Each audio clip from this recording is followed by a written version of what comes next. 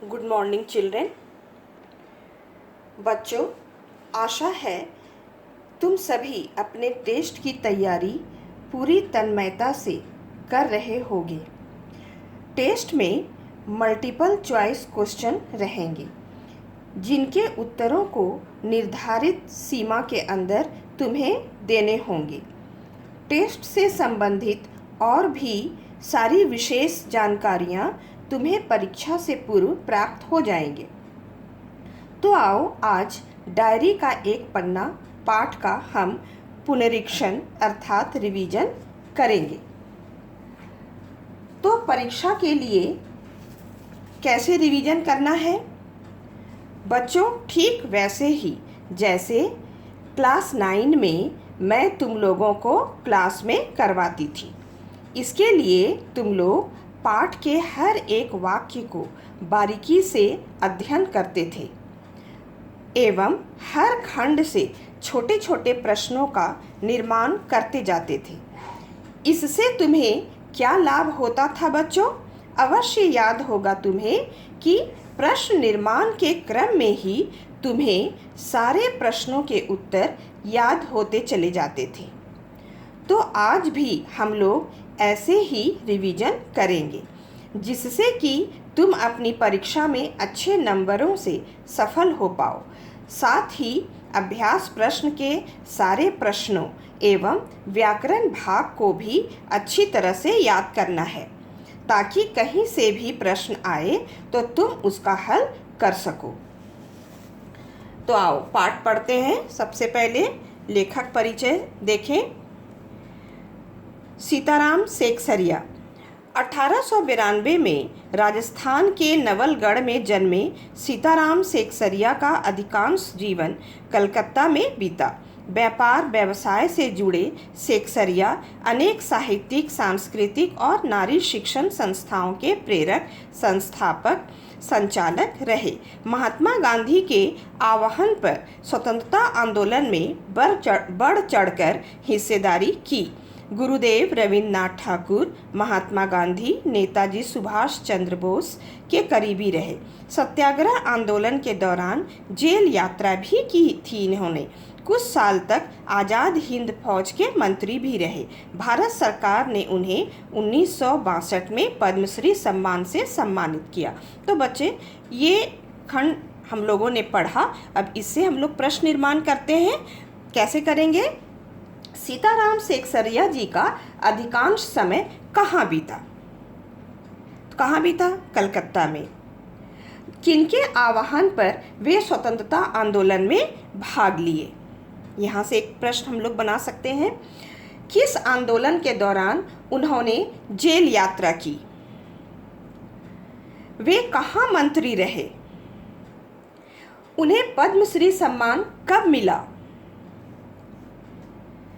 अब आओ पाठ प्रवेश देखते हैं।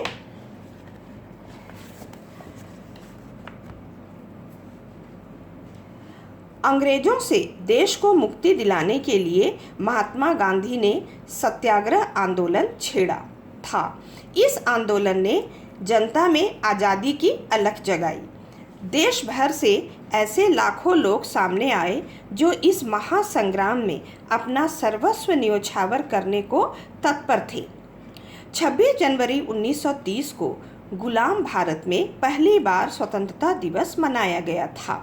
यह सिलसिला आगे भी जारी रहा। आज़ादी के 2.5 साल बाद 1950 में यही दिन हमारे गणतंत्र के लागू होने का दिन भी बना। अब इस खंड से प्रश्न निर्माण करो बच्चे। जैसे सत्याग्रह आंदोलन किनके द्वारा चलाई गई थी? इस आंदोलन से जनता को क्या लाभ हुआ? भारत में पहली बार स्वतंत्रता दिवस कब मनाया गया? इसी प्रकार बच्चे प्रत्येक खंड को पढ़ेंगे एवं प्रश्न निर्माण करते जाएंगे। आओ अब पाठ पढ़ते हैं।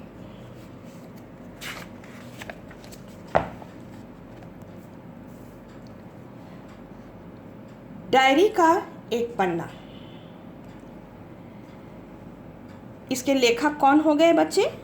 सीताराम सेकसरिया जी। एक प्रश्न तुम्हारा यहाँ से भी बन गया। 26 जनवरी आज का दिन तो अमर दिन है। आज के ही दिन सारे हिंदुस्तान में स्वतंत्रता दिवस मनाया गया था और इस वर्ष भी उसकी पुनरावृत्ति थी, जिसके लिए काफ़ी तैयारियां पहले से की गई थी। गत वर्ष अपना हिस्सा बहुत साधारण था। इस वर्ष जितना अपने दे सकते थे दिया था। केवल प्रचार में 2000 रुपया खर्च किया गया था। सारे काम का भार अपने समझते थे, अपने ऊपर है, ये लेखक कह रहे हैं बच्चे। और इसी तरह जो कार्यकर्ता थे, जो काम करने वाले थे, उनके घर जा जाकर समझाया था। अब इस खंड से प्रश्न निर्माण करते हैं। कौन सा दिन को अमर कहा गया है? स्वतंत्रता दिवस की पुनरावृत्ति कब थी? केवल प्रचार में कितने रुपये खर्च किए गए थे? लोगों के घर घर जाकर कौन समझा रहे थे? आओ बच्चे अब आगे पढ़े हम लोग। तुम लोग भी देखते जाना, साथ साथ पढ़ो। बड़े बाजार के प्रायः मकानों पर राष्ट्रीय झंडा फहरा रहा था और कई मकान तो ऐसे सजाए गए थे कि ऐसा मालूम होता था कि मानो स्वतंत्रता मिल गई हो। कलकत्ते के प्रत्येक भाग में ही झंडे लगाए गए थे। जिस रास्ते से मनुष्य जाते थे उसी रास्ते में उत्साह और नवीनता मालूम होती थी। लोगों का कहना था कि ऐसी सजावट पहले नहीं हुई। पुलिस भी अपनी पूरी ताकत से शहर में गश्त देकर प्रदर्शन कर रही थी। मोटर लारियों में गोरखे तथा सार्जेंट प्रत्येक मोड़ पर तैनात थे। कितनी ही लारियां शहर में घुमाई जा रही थी। घुड़सवारों का प्रबंध था। कहीं भी ट्रैफिक पुलिस नहीं थी। सारी पुलिस को इसी काम में लगाया गया था। बड़े बड़े पार्कों तथा मैदानों को पुलिस ने सवेरे से ही घेर लिया था। मोनुमेंट के नीचे जहां शाम को सभा होने वाली थी, उस जगह को तो भोर में 6 बजे से ही पुलिस ने बड़ी संख्या में घेर लिया था। पर तब भी कई जगह तो भोर में ही झंडा फहराया गया। श्रद्धानंद पार्क में बंगाल प्रांतीय विद्यार्थी संघ के मंत्री अविनाश बाबू ने झंडा गाड़ा तो पुलिस ने उनको पकड़ लिया तथा लोगों को मारा या हटा दिया। अब हम लोग यहाँ से यहाँ तक प्रश्न निर्माण करते हैं। चलो कोशिश करो बच्चे, कैसे क्या निकल सकता है प्रश्न देखते हैं। राष्ट्रीय झंडा कहाँ फहरा रहा था? कलकत्ते के किस भाग में झंडे लगाए गए थे? कहाँ उत्साह एवं नवीनता मालूम होती थी? लोगों का क्या कहना था? किनके द्वारा शहर में गश्त देकर प्रदर्शन किए जा रहे थे? सारी पुलिस को किस काम में लगा दिया गया था? पार्कों एवं मैदानों को किसने घेर रखा था? सभा कहाँ और कब होने वाली थी? अविनाश बाबू को पुलिस ने गिरफ्तार क्यों कर लिया था? तो बच्चे प्रश्न बन गए। अब आगे पढ़ते हैं हम लोग।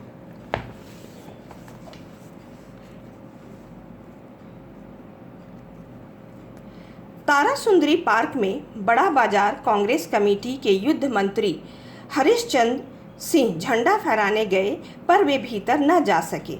वहां पर काफ़ी मारपीट हुई और 2-4 आदमियों के सिर फट गए। गुजराती सेविका संघ की ओर से जुलूस निकला, जिसमें बहुत सी लड़कियां थीं। उनको गिरफ्तार कर लिया। 11 बजे मारवाड़ी बालिका विद्यालय की लड़कियों ने अपने विद्यालय में झंडोत्सव मनाया। जानकी देवी, मदालसा आदि भी गई थीं। लड़कियों को उत्सव का क्या मतलब है समझाया गया। एक बार मोटर में बैठकर सब तरफ घूमकर देखा तो बहुत अच्छा मालूम हो रहा था। जगह जगह फ़ोटो उतर रहे थे। अपने भी फ़ोटो का काफ़ी प्रबंध किया था। 2-3 बजे कई आदमियों को पकड़ लिया गया, जिसमें मुख्य पूर्णदास और पुरुषोत्तम राय थे। सुभाष बाबू के जुलूस का भार पूर्णदास पर था, पर यह प्रबंध कर चुका था। स्त्री समाज अपनी तैयारी में लगा था। जगह जगह से स्त्रियां अपनी जुलूस निकालने की तथा ठीक स्थान पर पहुंचने की कोशिश कर रही थीं। मोनुमेंट के पास जैसा प्रबंध भोर में था, वैसा करीब 1 बजे नहीं रहा। इससे लोगों को आशा होने लगी कि शायद पुलिस अपना रंग न दिखलावे, पर वह कब रुकने वाली थी। 3 बजे से ही मैदान में हजारों आदमियों की भीड़ होने लगी और लोग टोलियां बना बना कर मैदान में घूमने लगे। आज जो बात थी वह निराली थी। आओ बच्चे, अब हम लोग यहाँ से प्रश्न निर्माण करना सीखें। कांग्रेस कमेटी के युद्ध मंत्री कौन थे? किस जुलूस में अनेक लड़कियां शामिल थी? विद्यालय में किसने झंडोत्सव मनाया? पूर्णोदास और पुरुषोत्तम राय को कितने बजे गिरफ्तार किया गया? सुभाष बाबू के जुलूस का भार किस पर था? लोग टोलियां बनाकर कहाँ घूम रहे थे? कौन सी बात निराली थी? तो बच्चों, हम लोग नेक्स्ट वीडियो में कंटिन्यू करेंगे। Thank you.